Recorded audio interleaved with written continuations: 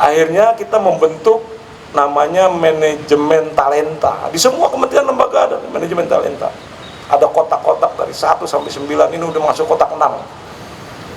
Tinggal naik ke sesuai dengan jabatan manajerial dan jabatan fungsional yang ditentukan. Itu udah ada itu. Mudah-mudahan semua pimpinan patuh gitu, patuh terhadap regulasi yang memang menjadikan organisasi itu menjadi organisasi yang baik.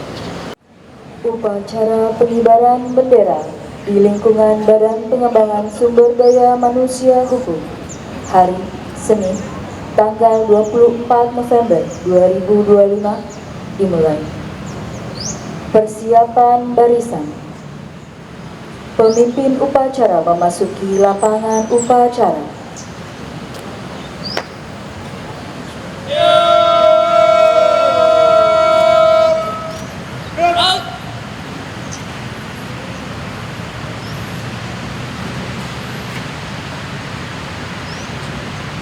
Masing-masing dator kembali ke sebelah kanan barisan.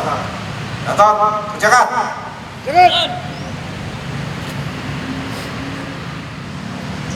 Istirahat di tempat. Pembina upacara tiba di lapangan upacara.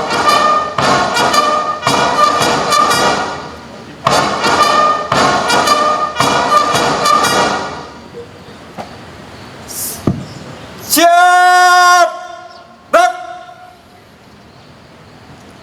Penghormatan kepada pembina upacara. Pada pembina upacara. Hormat. Gerak.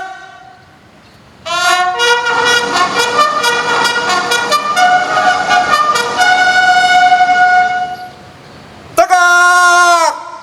Gerak. Laporan pemimpin upacara. Lapor upacara bendera Senin 24 November 2025. Siap. Laksanakan. Pengibaran bendera merah putih diiringi lagu kebangsaan Indonesia Raya. Langkah tegap, maju, jalan.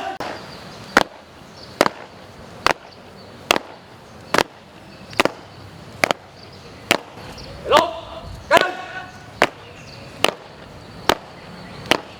Jalan.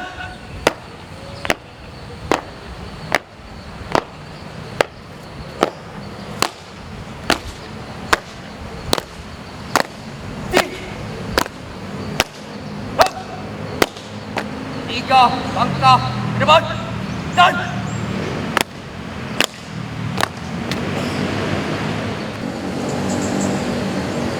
jalan. Ya, jam. Pada sang merah putih. Hormat. Gerak.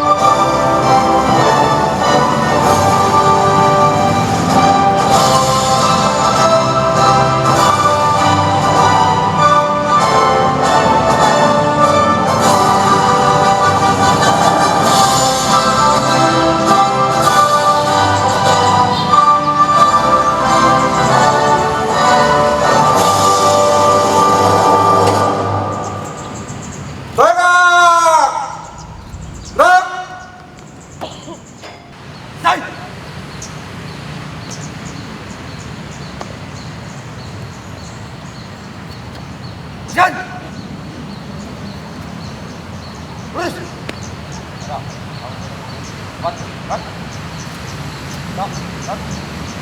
Balik. Kanan. Langkah. Tegap. Maju. Jalan. Belok. Kiri. Jalan.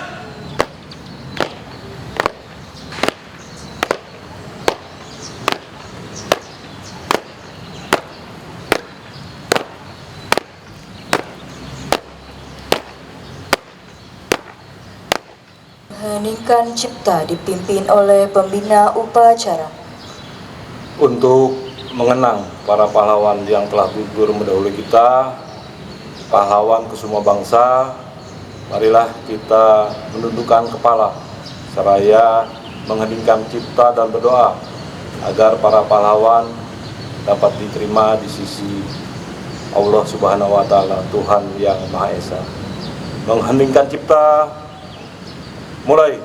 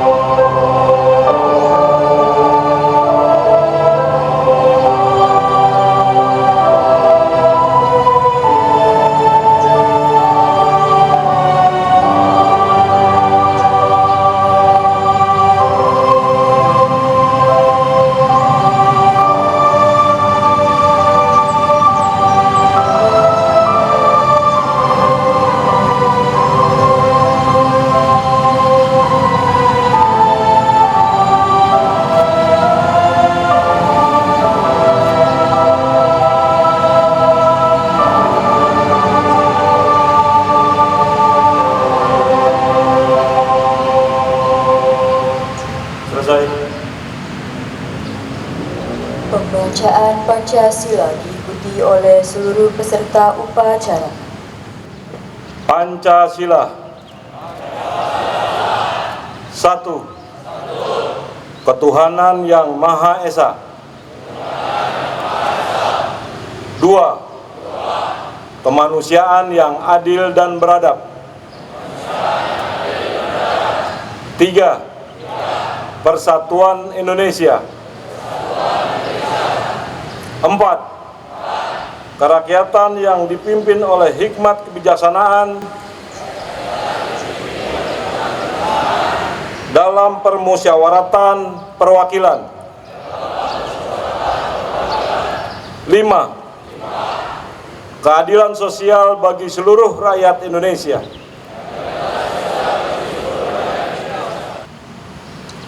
Pembacaan pembukaan Undang-Undang Dasar 1945.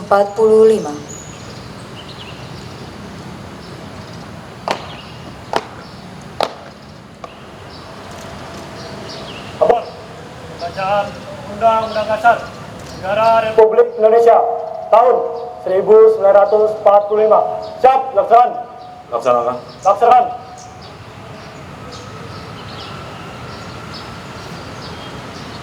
Undang-Undang Dasar Negara Republik Indonesia tahun 1945. Pembukaan bahwa sesungguhnya kemerdekaan itu ialah hak segala bangsa, dan oleh sebab itu maka penjajahan di atas dunia harus dihapuskan karena tidak sesuai dengan pri kemanusiaan dan pri keadilan.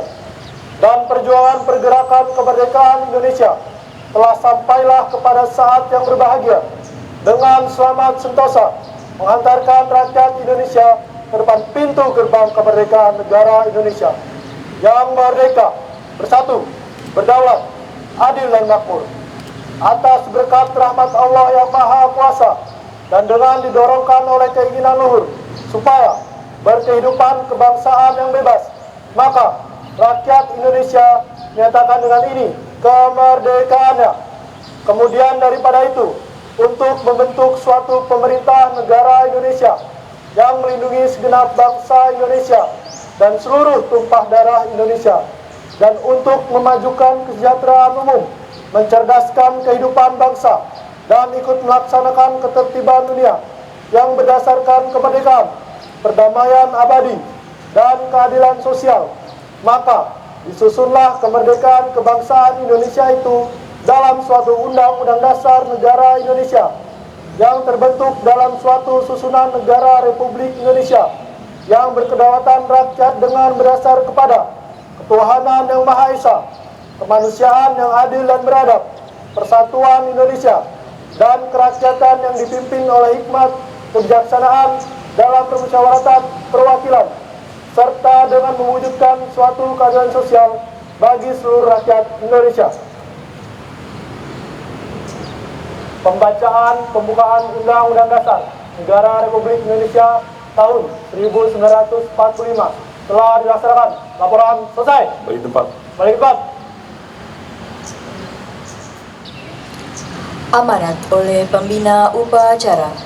Masukkan, istirahatkan. Istirahat di tempat. Gerak. Assalamualaikum warahmatullahi wabarakatuh.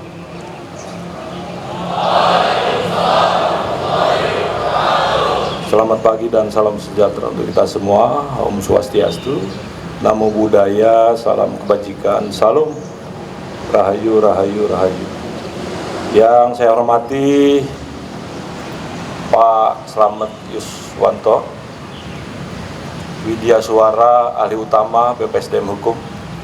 Yang saya hormati Pak Jusman, Sekretaris BPSDM Hukum.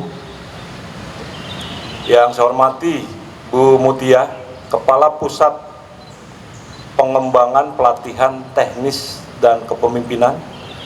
Yang saya hormati Pak Audi, Direktur Politeknik Pengayoman Indonesia, beserta para wakil direktur. Yang saya hormati para pejabat manajerial dan non-manajerial di lingkungan BPSDM.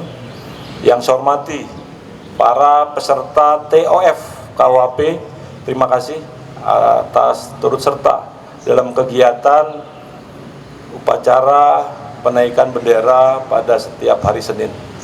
Dan yang saya banggakan, seluruh Taruna Politeknik Pengayoman Indonesia yang saya cintai.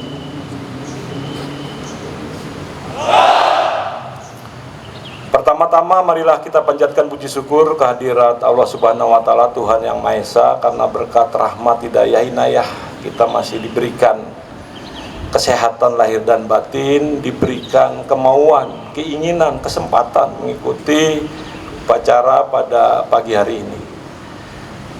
Bapak Ibu yang berbahagia, pada kesempatan ini saya akan menyampaikan dua hal semestinya. Yang pertama adalah kenapa organisasi bisa menciptakan, khususnya di birokrasi, di kementerian, lembaga, pemerintah daerah, baik provinsi, kabupaten, kota, menciptakan pegawai-pegawai teladan, pegawai-pegawai yang memiliki inovasi, pegawai-pegawai yang memiliki suatu kemampuan di luar dari tugas pokok, wewenang, tanggung jawab. Ada dua hal. Yang pertama adalah lingkungan kerja. Yang kedua adalah dukungan dan pengembangan karir. Menarik kalau kita selalu memperdebatkan tentang lingkungan kerja sebenarnya. Yang pertama, lingkungan kerja itu dipengaruhi oleh lingkungan kerja yang positif.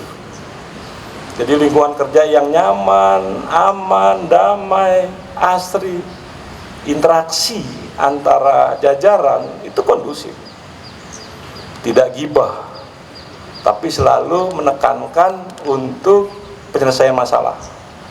Jadi mencari solusi di lingkungan kerja yang positif. Yang kedua, penghargaan. Penghargaan dan sanksi, namanya biasanya tuh reward and punishment, itu harus dijalankan. Orang yang memiliki prestasi, orang yang memiliki kemampuan lebih, orang yang bekerja memiliki ekspektasi lah lebih, itu harus dihargai. Minimal kita ucapkan terima kasih atas pekerjaan yang telah diselesaikan, good job, seperti itu.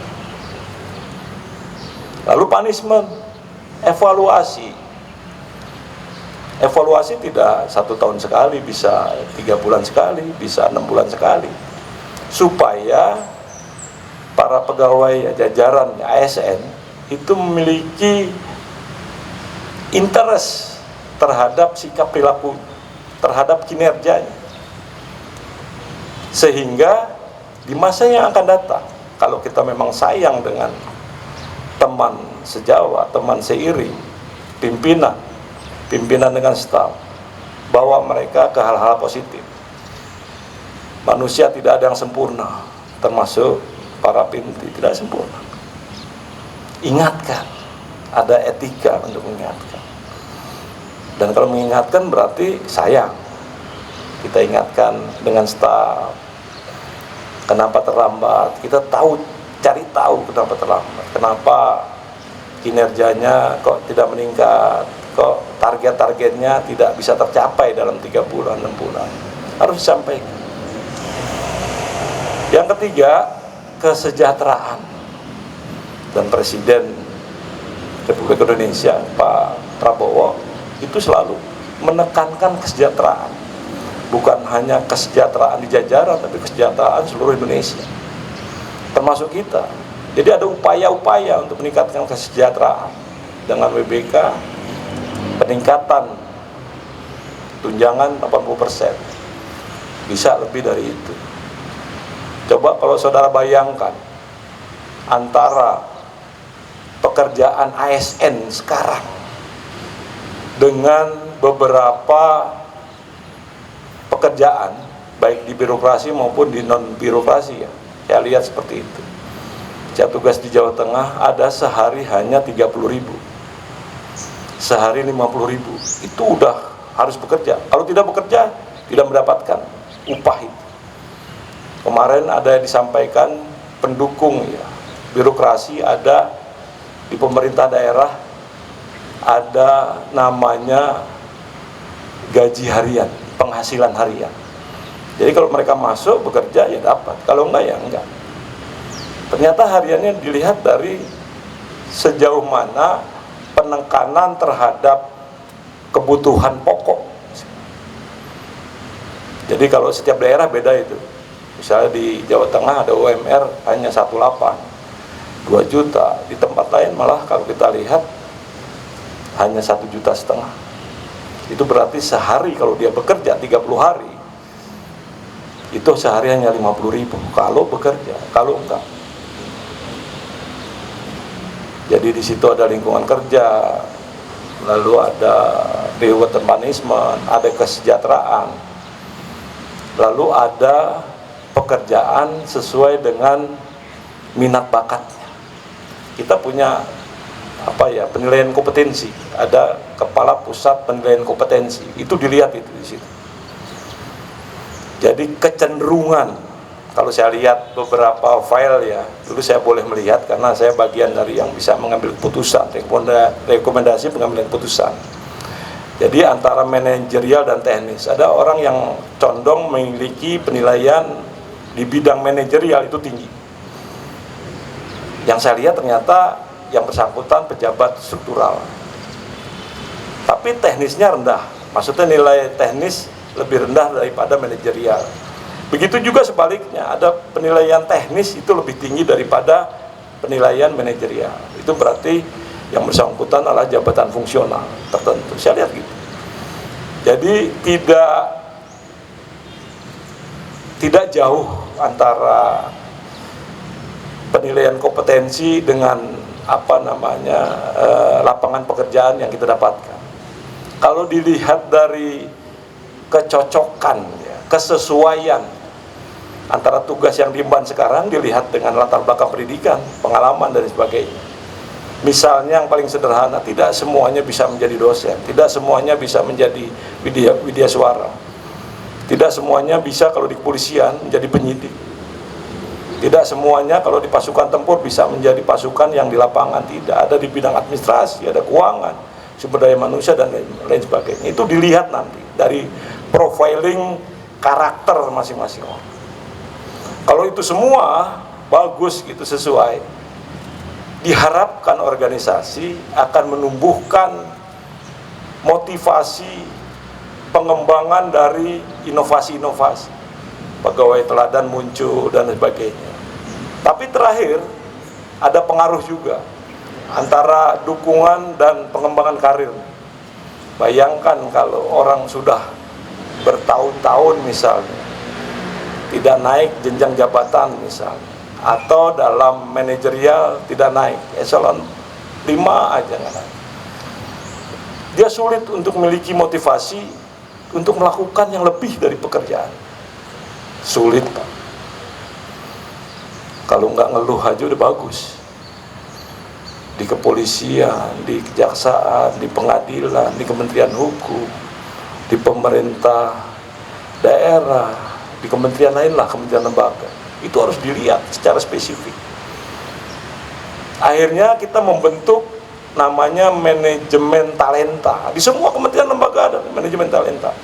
Ada kotak-kotak dari 1 sampai 9, ini udah masuk kotak 6. Tinggal naik ke sesuai dengan jabatan manajerial dan jabatan fungsional yang ditentukan.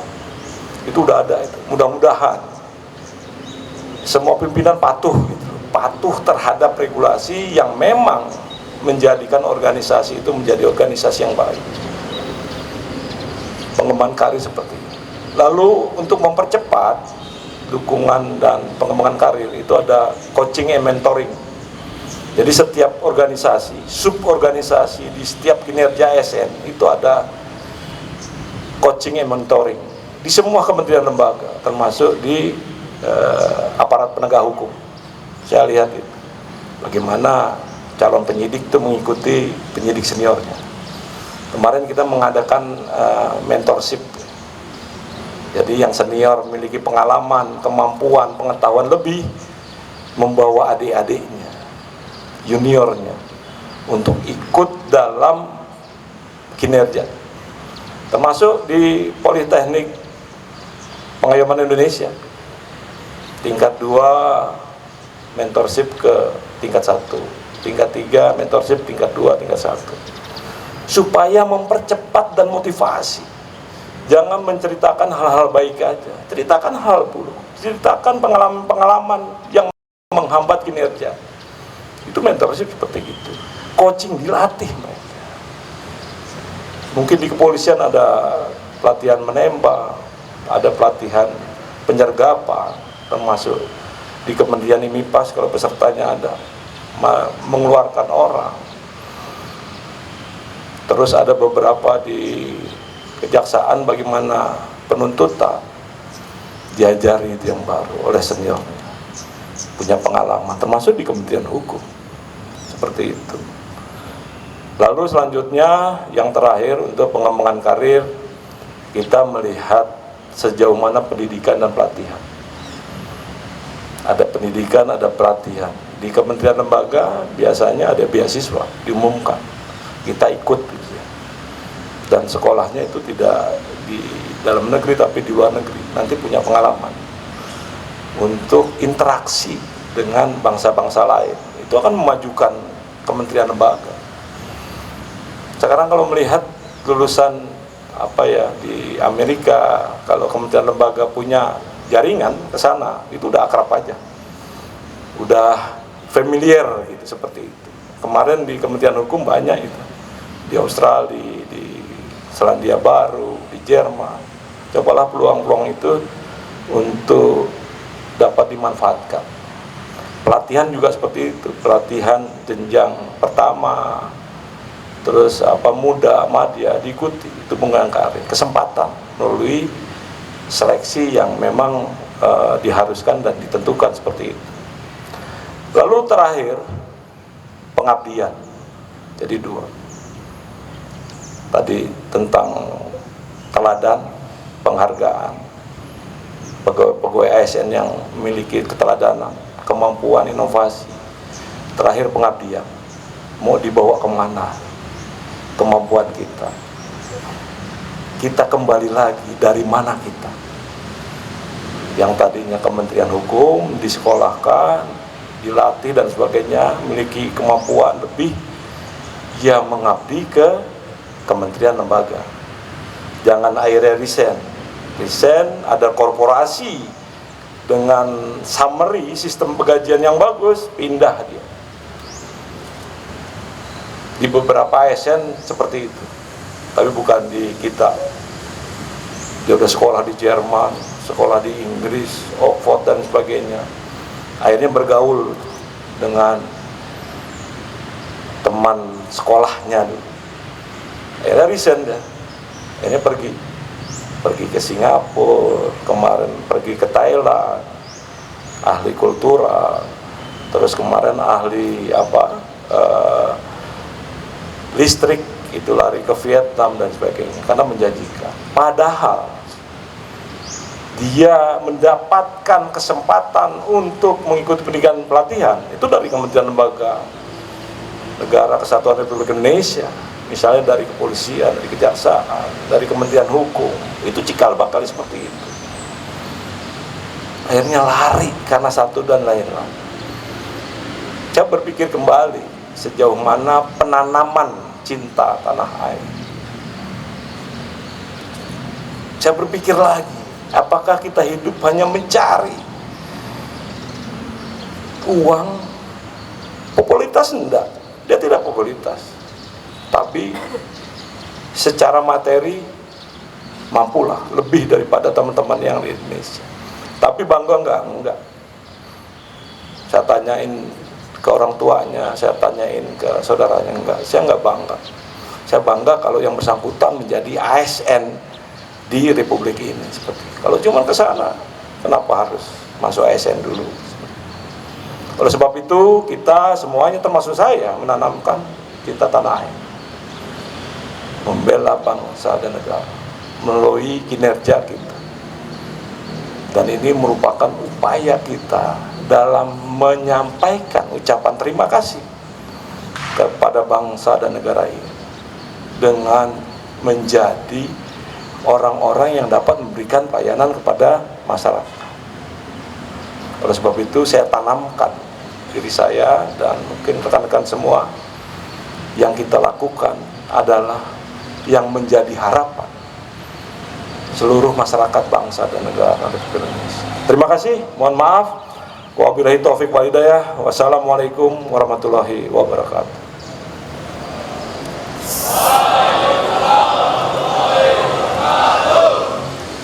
Siap! Gerak! Menyanyikan Mars Kementerian Hukum.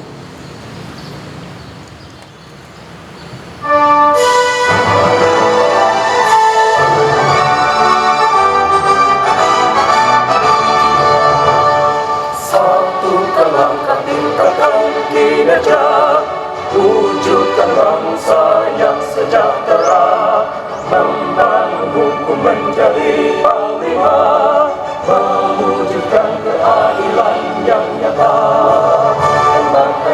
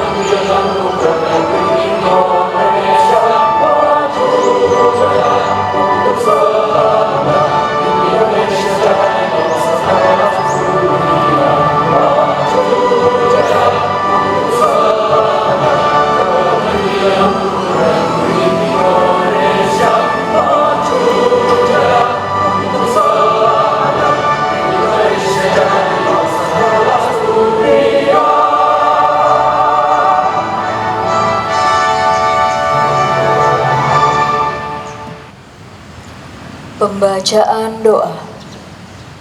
Bismillahirrahmanirrahim. Astaghfirullahalazim. Astaghfirullahalazim.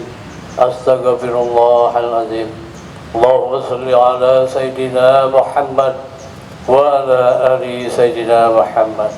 Ya Allah yang Maha Pengasih lagi Maha Penyayang, puji dan syukur kami panjatkan hadirat-Mu karena atas limpahan rahmat-Mu pada pagi ini kami dapat hadir dan berkumpul mengikuti upacara pengibaran bendera. Ya Allah ya Rabb kami, berilah kami kesehatan, kekuatan, kesabaran, keikhlasan, dan kemudahan dalam melaksanakan tugas dan pekerjaan kami. Ya Allah yang Maha Mengetahui, berikanlah kami karunia untuk memahami dan mengamalkan. Ya Allah yang Maha Menyatukan, satukan hati kami, padukan gerak langkah kami, tunjukkanlah kami jalan keselamatan dari kegelapan menuju cahaya. Rabbana zalamna anfusana wa illam taghfir lana wa tarhamna lanakunanna minal khasirin wa tub alaina innaka antat tawwabur rahim. Rabbana taqabbal minna innaka antas samiul alim wa tub alaina innaka antat tawwabur rahim. Rabbana atina fid dunya hasanah wa fil akhirati hasanah wa qina adzabannar walhamdulillahi rabbil alamin. Laporan pemimpin upacara.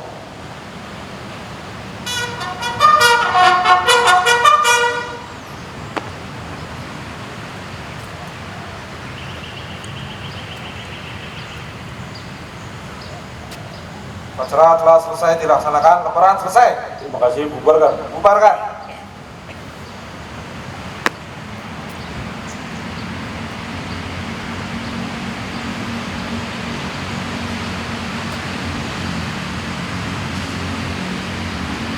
Penghormatan kepada pembina upacara. Pada bina upacara. Hormat. Dan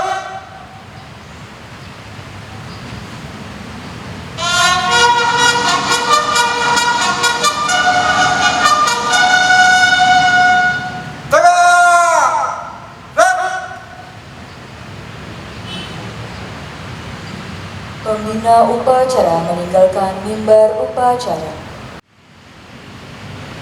Upacara selesai. Pemimpin upacara dapat memberikan narasi. tanpa penghormatan upacara.